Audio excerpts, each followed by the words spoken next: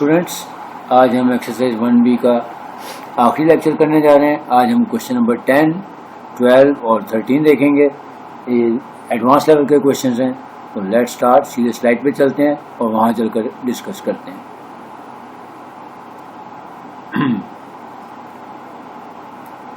Question number 10, the LCM of 9, 12 and n is 252. If n is odd, then find the possible values of n. पहले question को समझ लें कि 9, 12 और n 3 whole numbers हैं, ठीक है, और इनका जो एलसीएम है वो 252 है। पॉइंटर चेंज कर, ये बिल्कुल ऐसे ही जैसे क्वेश्चन में कहते हैं जिसमें LCM of 15 and n was 45 था, तो बिल्कुल उसी तरह का क्वेश्चन है। वहाँ पे दो वैल्यूज दी, यहाँ पे 3 है, इसलिए थोड़ा सा एडवांस लेवल का है। तो कॉन्सेप्ट ले लेते हैं पहले। If n is odd then find the possible values of n, यानी 9, 12 और n 3 नंबर्स हैं, इन तीनों का एलसीएम जो है वो 252 है।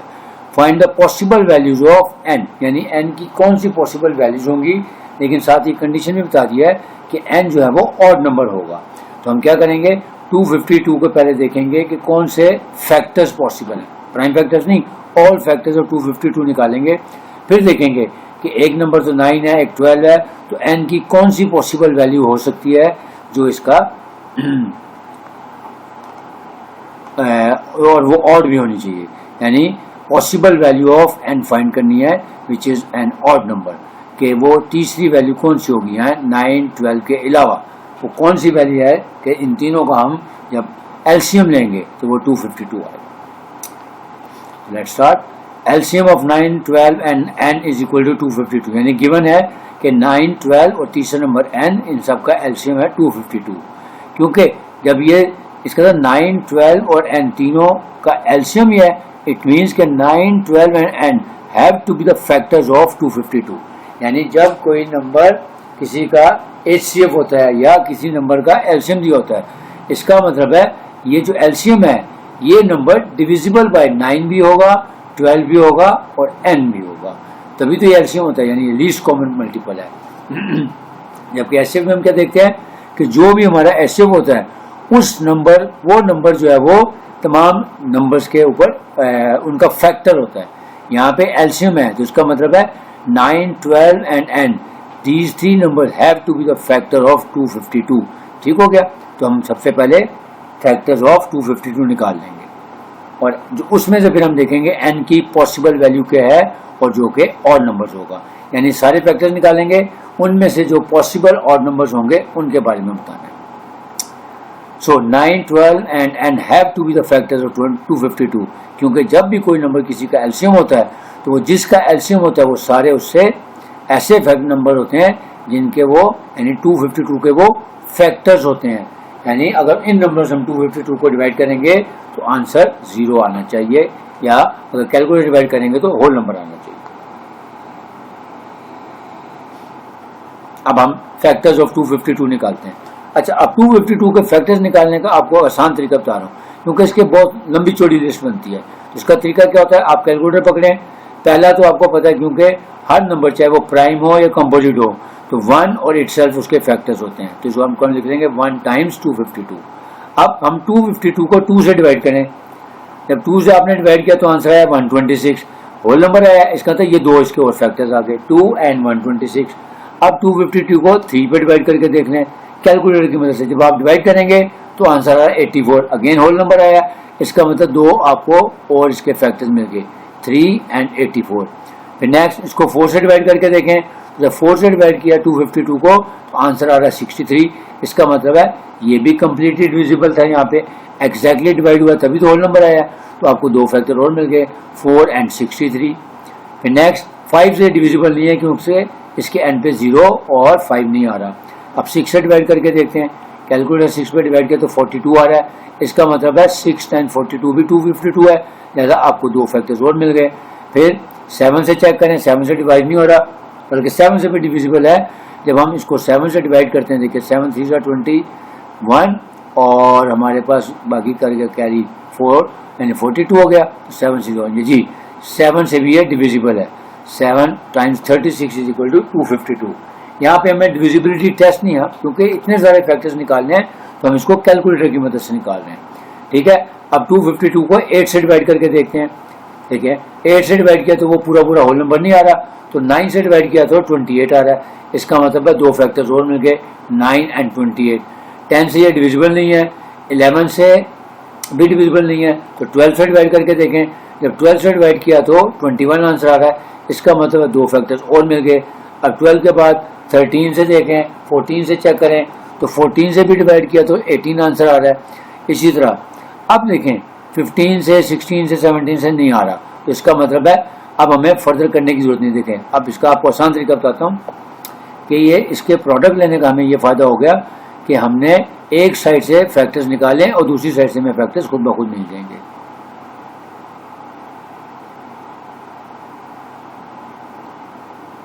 ये देखें कि यहां से अगर हम देखें 1 से 1 2 3 4 6 8 7 9 12 एंड 14, ये इसके फैक्टर्स बन गए।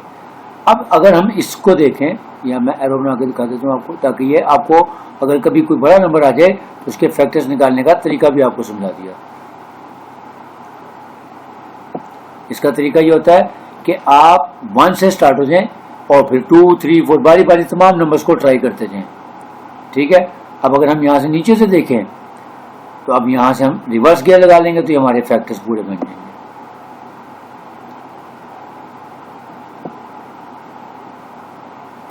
ठीक हो गया। अब यहाँ पे भी ऊपर एरो बना देते हैं।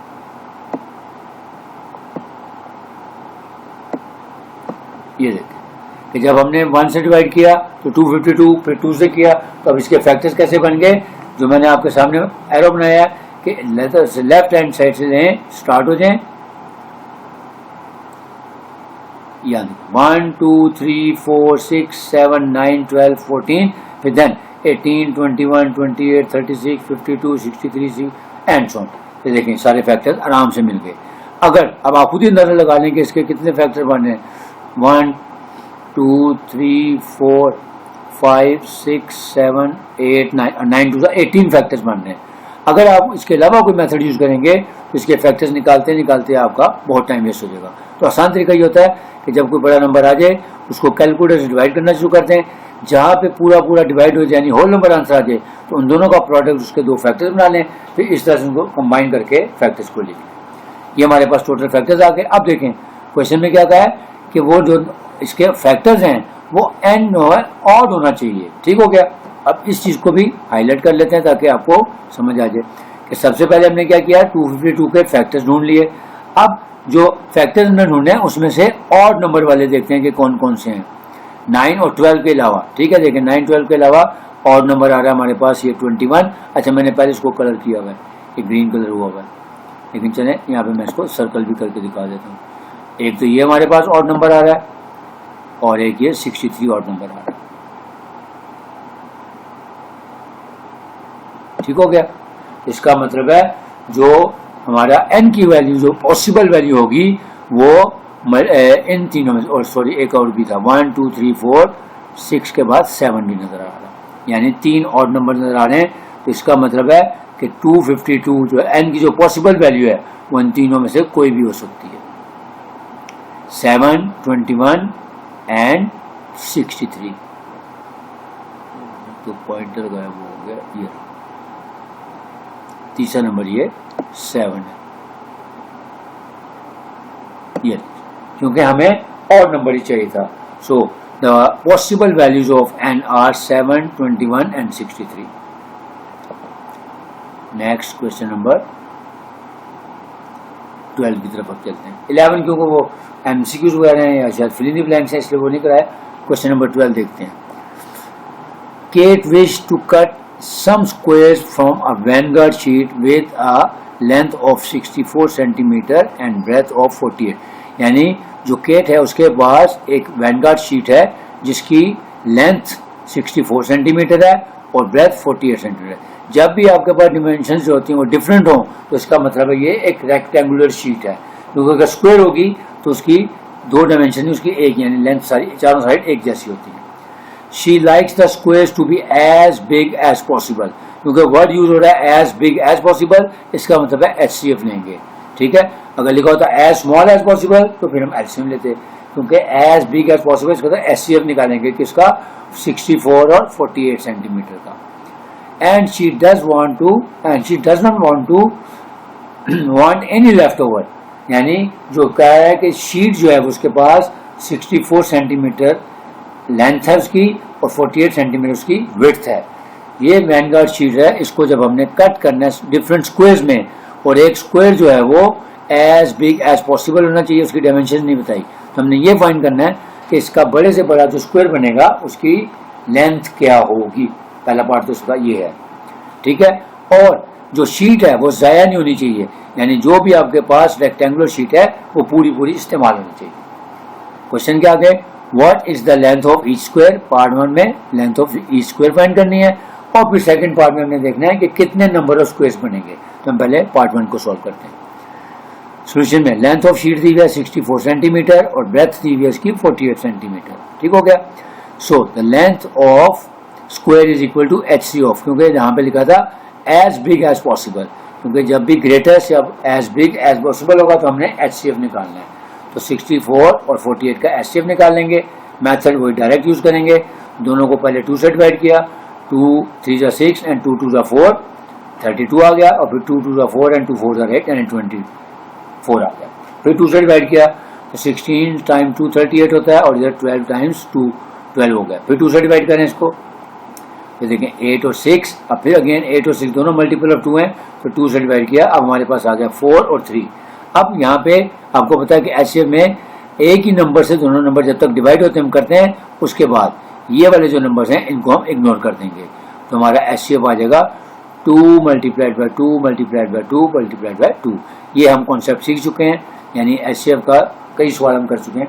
फिलहाल हमारा HCF आ गया 4 टाइम्स 2 को मल्टीप्लाई करते हैं यानी 16 सेंटीमीटर आ गया। यानी वो जो स्क्वायर इसमें से कट करने हैं उसकी लेंथ क्या होगी, ईच स्क्वायर की 16 सेंटीमीटर होगी।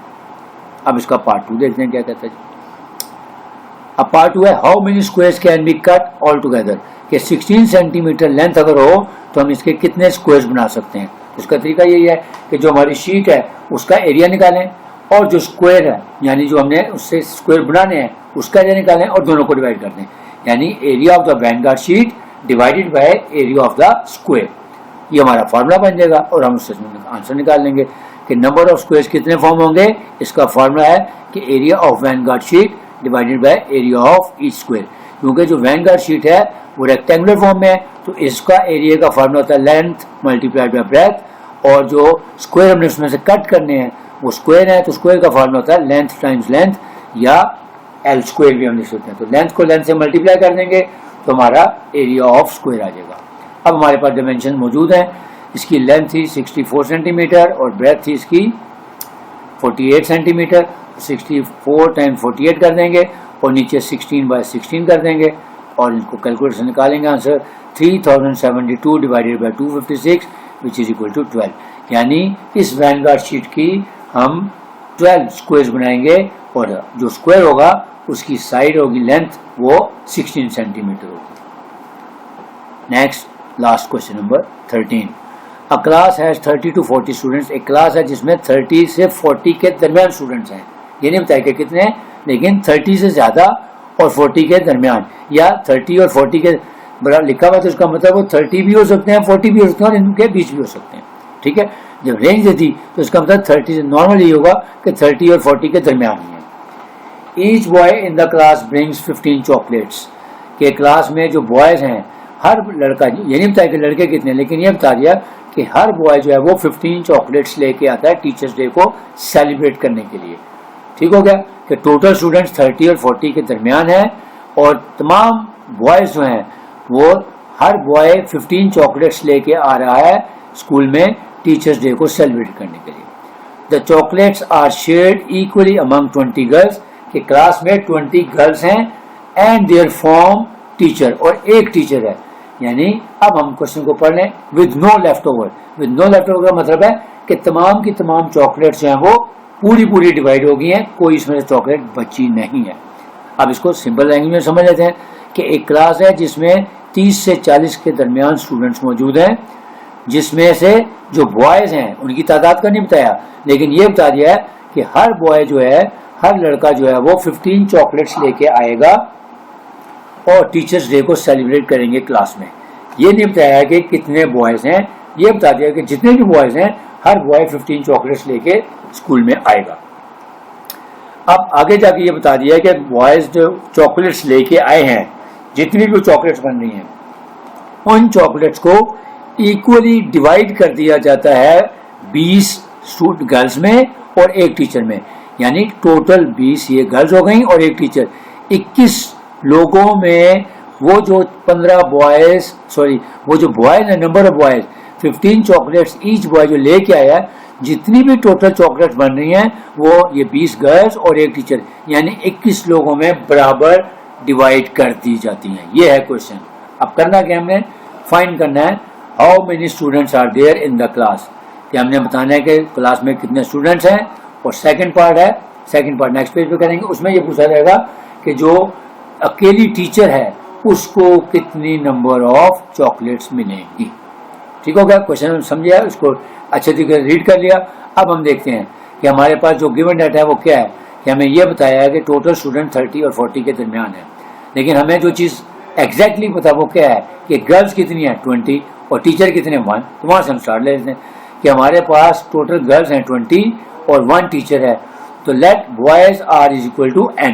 मैंने x इसलिए नहीं लिखा क्योंकि यहाँ पे हमने नंबर ऑफ बॉयज के लिए n वर्ड यूज किया। ठीक हो गया, आप x में कोई भी सिंबल यूज किया जा सकता है, लेकिन let the boys is equal to या number of boys is equal to n हो गया।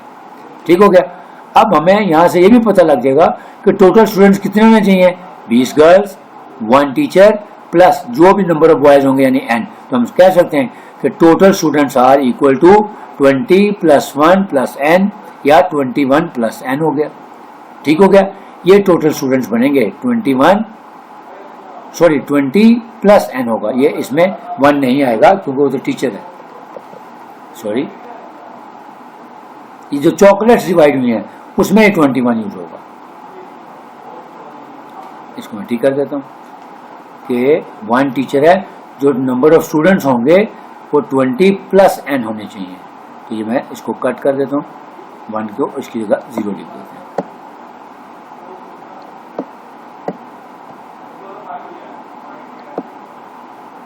ये 20 है, तो जो हमारे पास टोटल स्टूडेंट्स होंगे वो 20 प्लस n होने चाहिए, क्योंकि गर्ल्स हैं हमारे पास 20 और नंबर ऑफ जो बॉयज हैं वो हमने फाइंड करना है।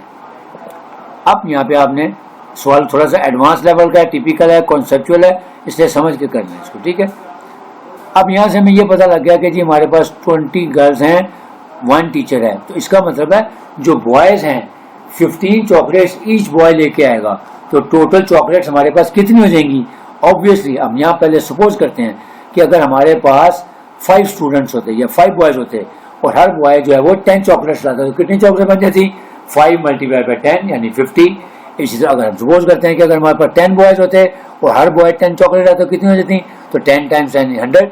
इसका मतलब है कि हमने जो टोटल चॉकलेट्स निकालनी, तो हम क्या करेंगे, हम नंबर ऑफ चॉकलेट्स और नंबर ऑफ बॉयज को मल्टीप्लाई कर देंगे, तो हमारे पास टोटल चॉकलेट्स आ जाएंगी।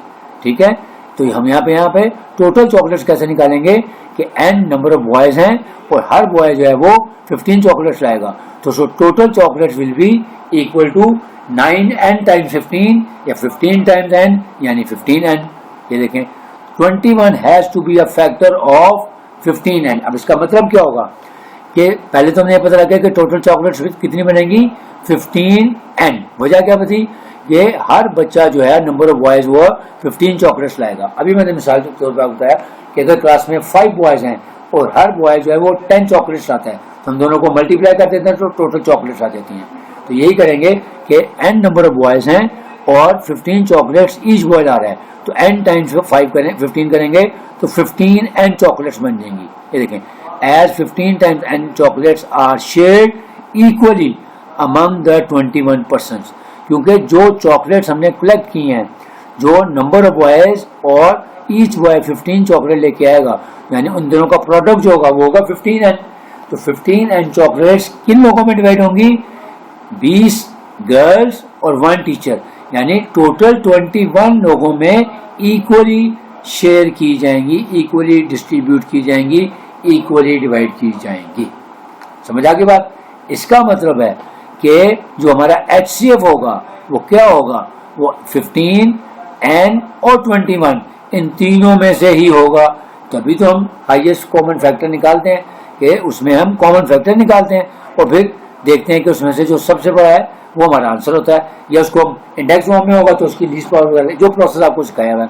तो अब हम यहाँ पे फैक्टर्स निकाल लेते हैं। 21 has to be factor of 15N। इसकी वजह क्या है, क्योंकि जो 15N यानी टोटल चॉकलेट्स जो हैं वो किन लोगों में डिवाइड होंगी, 21 लोगों में। तो इसका मतलब है जब कोई चीज हम डिवाइड करते हैं तो इसका था 21 जो है वो इसका फैक्टर है, तभी तो इक्वली डिस्ट्रीब्यूट होंगी।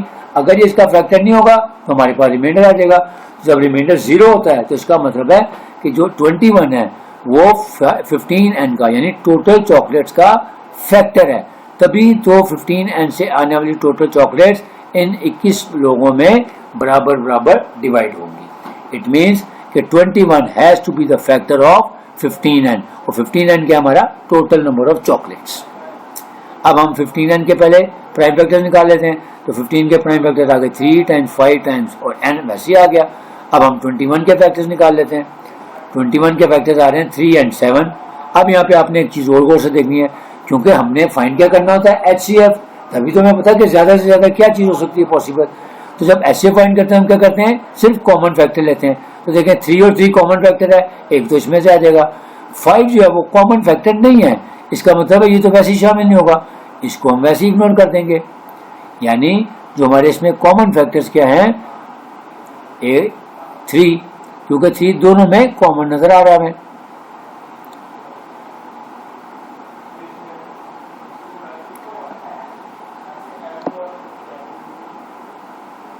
एक ये 3 है और एक ये 3, इसको आपको सर्कल से करके दिखा दो कि नजर आ जाएगा, ताकि ये कॉमन है हमारे पास। ठीक हो गया। अब 5 जो है, क्योंकि ये कॉमन ही नहीं है, लिहाजा इसको हम इग्नोर कर देंगे। ठीक हो गया। अब इसका मतलब है जो n है वो यकीनन 7 का ही मल्टीपल होगा, क्योंकि n की वैल्यू यहाँ पे 7 होगी तो कॉमन ले लेंगे। अगर 7 का मल्टीपल होगा यानी 7 की पावर 1, 7 की पावर 2, 7 की पावर 3, तो फिर भी हमने लीस्ट पावर लेनी होती है। तो अगर मिसाल को तो 7 की पावर 1, 2, 3 है, तब भी हमने 7 ही लेना है। इसका मतलब है यहाँ पे हमारे पास पॉसिबल वैल्यू ऑफ 7 आ गई। ठीक हो गया। क्योंकि जब हमने इसका HCF लेना है तो HCF में हमने सिर्फ कॉमन फैक्टर लेना है। तो 3 में तो कॉमन फैक्टर आ गया, क्योंकि 3 कॉमन, एक आ गया। 5 क्योंकि अनकॉमन है, हमने लेना नहीं है। अब जो 7 है और n, इनमें से कॉमन लेना है। तो इसका मतलब मिनिमम पावर ये है 1। अगर n की वैल्यू 7 से ज्यादा भी हो, यानी मल्टीपल 7 और 7 की पावर 1, 2 इंडेक्स फॉर्म में हो, तब भी हमने लीस्ट पावर ही लेनी थी HCF के लिए। तो इसका मतलब है n की वैल्यू हमारी पॉसिबल 7 आ गई। अब इसको चेक भी कर देते हैं। n could be the multiple of 7, वो उसकी वजह बता दी मैंने, क्योंकि ये कॉमन एक फैक्टर है और दूसरा कॉमन फैक्टर यहाँ से निकल सकता है, क्योंकि 5 तो है ही नहीं, 5 नीचे नहीं, इसलिए लेने नहीं हमने। तो n क्या होगा, could be a factor of multiple of 7। ठीक हो गया। अब ये देखते हैं कि 7 ही क्यों होगा। हमारे पास क्वेश्चन बताया है कि टोटल स्टूडेंट्स हैं 30 और 40 के दरमियान, ना 40 से ज्यादा हो सकते हैं ना 30 से कम। अगर हम सपोज करते हैं कि हमारे पास 7 स्टूडेंट हैं, ठीक हो गया, तो हमारे पास कितने 7 बॉयज हैं, तो 20 गर्ल्स हैं और 7 बॉयज। तो आंसर क्या आ जाएगा, देखें आंसर आएगा हमारे पास 27, विच इज लेस देन 30। इसका मतलब है 7 पॉसिबल नहीं है। ठीक हो गया। अब 7 का मल्टीपल दूसरा क्या, 14। अब 14 को चेक कर लेते हैं। तो गर्ल्स हमारे पास 20, तो 20 प्लस 14 किया तो 34। देखें 34 ऐसी वैल्यू आ गई जो 30 से ग्रेटर है 40 के बीच में, यानी इन दोनों की रेंज में आ रही है। अब सपोज कर लेते हैं कि अगर ये 7 का मल्टीपल 21 होता, तो 21 और प्लस 20 करेंगे तो 41, जो 40 से ज्यादा हो जाएगा। इसका मतलब है यहाँ से साबित हो गया कि जो n की पॉसिबल वैल्यू है वो मल्टीपल 7 यानी 14 है। ठीक है, क्योंकि जब हमने 14 प्लस 20 किया तो हमारे पास 34 आंसर आ जाएगा और वो 30 और 40 की रेंज में आएगा। ठीक हो गया। तो यहाँ से हमारे पास टोटल स्टूडेंट्स आ गए। फार्मूला मैंने ऊपर लिख दिया था 20 प्लस n, तो n की वैल्यू 14 आ गई, तो इसका मतलब हमारे पास टोटल स्टूडेंट्स आ गए 34। अब इसका पार्ट 2, उसमें क्या कहा गया है कि how many chocolates does their form teacher receive, कि टीचर को कितनी चॉकलेट्स मिली। अब हमारे पास टोटल चॉकलेट्स आ गई 15 एन की वैल्यू आ गई 14, तो 15 टाइम 14 किया तो आ गया 210। अब ये 210 को चॉकलेट्स को हमने कितने लोगों में डिवाइड किया था, 20 गर्ल्स और एक टीचर, यानी 21। तो टोटल पर्सन्स थे 21, नंबर ऑफ पर्सन्स 21 थे, हु शेयर्ड चॉकलेट्स इक्वली, वो 21 थे। अब हम इनको डिवाइड कर देंगे। सो ईच पर्सन शेयर, के हर पर्सन को कितनी चॉकलेट्स मिलेंगी, कि 210 डिवाइडेड बाय, सॉरी यहाँ पे फिर गलती कर दी मैंने, 210 डिवाइडेड बाय 21, यहाँ पे 10 नहीं आना, यहाँ पे 21 आना, क्योंकि टोटल पर्सन जो है वो जिनमें चॉकलेट डिवाइड हुई है वो 20 गर्ल्स हैं और एक टीचर है। यहाँ पे नीचे आना है 21, तो 210 को 21 से डिवाइड करेंगे तो आंसर आ जाएगा हमारे पास 10। So the teacher will get 10 chocolates, hence the teacher share is 10 chocolate. उम्मीद है आप लोगों को समझ आया होगा। क्वेश्चन दोनों बहुत ही कॉम्प्लिकेटेड भी थे, लेकिन मैंने अपनी भरपूर कोशिश की कि आपको आसान तरीन तरीके से समझाऊं। तो अगर आपको वीडियो पसंद आई है तो आपसे रिक्वेस्ट है कि वीडियो को लाइक भी करें और ज़्यादा से ज़्यादा लोगों को शेयर करें, ताकि और लोगों को भी इसका फ़ायदा हो सके। और जो लोग फर्स्ट टाइम मेरा लेक्चर देख रहे हैं उनसे रिक्वेस्ट है कि अगर आपको मेरा कंटेंट पसंद आया है तो काइंडली वीडियो पे इसको चैनल को सब्सक्राइब कर लें, ताकि आइंदा आने वाली वीडियोस आप तक खुद पहुँचें। इंशाल्लाह एक नए टॉपिक के साथ आपकी खिदमत दोबारा हाजिर होऊंगा। जल्दी आपसे मुलाकात होगी। इजाज़त चाहूँगा। अल्लाह।